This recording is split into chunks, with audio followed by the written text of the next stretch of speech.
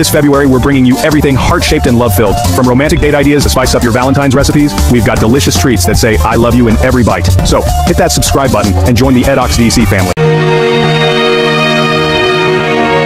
Mga tinig ng tadhana, si Edsel, si Aigen, dalawang pusong pinagtagpo, ngunit may dalang tinig ang tadhana, isang mapait na katotohanan, hindi lahat ng pag-ibig panghabang buhay, sa kanilang mga mata mababana agang saya. Ngunit sa likod ng mga ngiti, may lungkot na nakatago. Paalam na hindi masabi. Ang kanilang kwento, parang isang kanta. Magandang musika, ngunit may malungkot na letra. Edsel, Paano kung isang araw, magising ka na lang na wala na ako?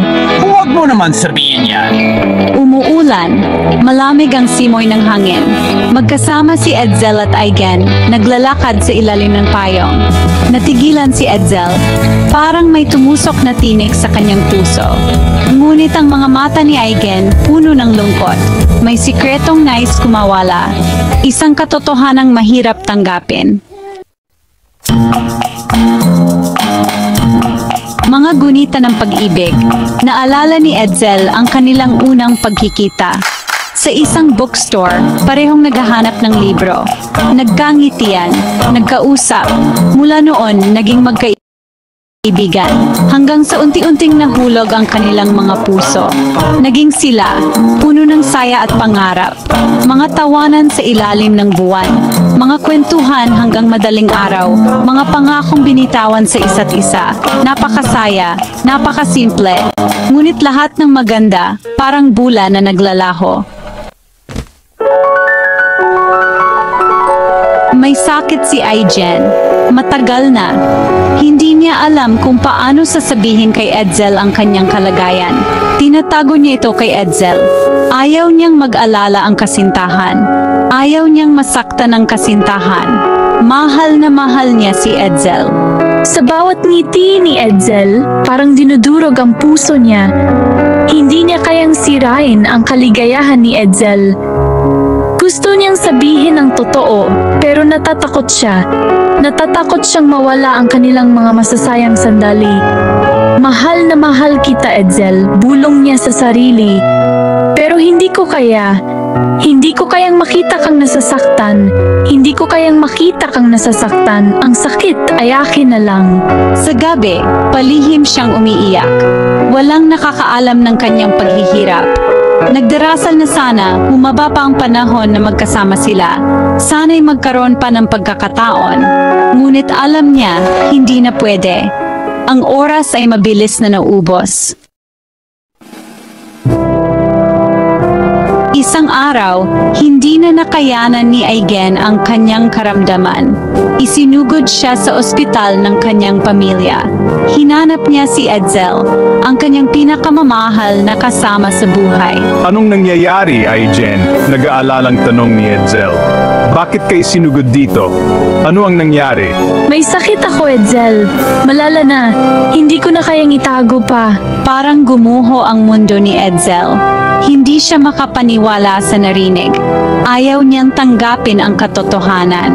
Paano na ang kanilang mga pangarap? Mahal na mahal kita, Edsel. Huwag mo akong kakalimutan. Lagi kitang mamahalin kahit sa kabilang buhay. Sa huling pagkakataon, hinalikan ni Edsel si Aigen sa noo. Ramdam niya ang bigat ng pamamaalam. At sa paglubog ng araw, isinara na rin ni Aigen ang kanyang mga mata. Ang huling hininga ay kasabay ng pagdilim ng kalangitan. Pagkaraan ng libing, may inabot na sulat ang ina ni Aigen kay Edsel. Sulat mula kay Aigen. Hindi niya inaasahan ang laman nito, ngunit alam niyang mahalaga ito. Mahal kong Edsel, basa ni Edsel. Ang mga salitang ito ay tila mapataak ng ulan sa kanyang puso. Patawarin mo ako kung hindi ko agad sinabi sa'yo. Ayokong mag-alala ka. Alam kong mahirap ito para sa'yo, ngunit mas mahirap para sa akin na makita kang nagdurusa. Ayokong mawala ka sa akin. Ang bawat araw na kasama kita ay isang biyaya. Salamat sa lahat, Edsel. Sa pagmamahal mo, sa pag-aalaga mo, sa lahat-lahat, hindi ko makakalimutan ang mga sandaling iyon. Naging masaya ako dahil nakilala kita. Ang mga tawa at ngiti natin ay mananatili sa aking alaala. Huwag mo sanang isipin na iniwan kita. Hindi kita kailanman iniwan, Edsel. Nandito lang ako lagi sa puso mo.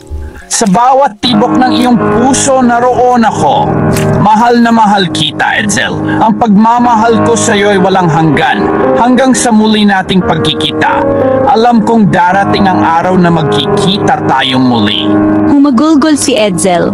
Ang sakit, ang bigat sa dibdib. Hindi niya mapigilan ang mga luha. Ngunit sa kabila ng sakit, mayroon ding saya. Saya na nagmula sa mga alaala nilang magkasama. Dahil minahal niya si Aijen.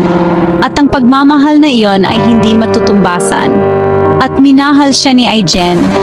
Ang kanilang pagmamahalan ay isang kwentong hindi malilimutan.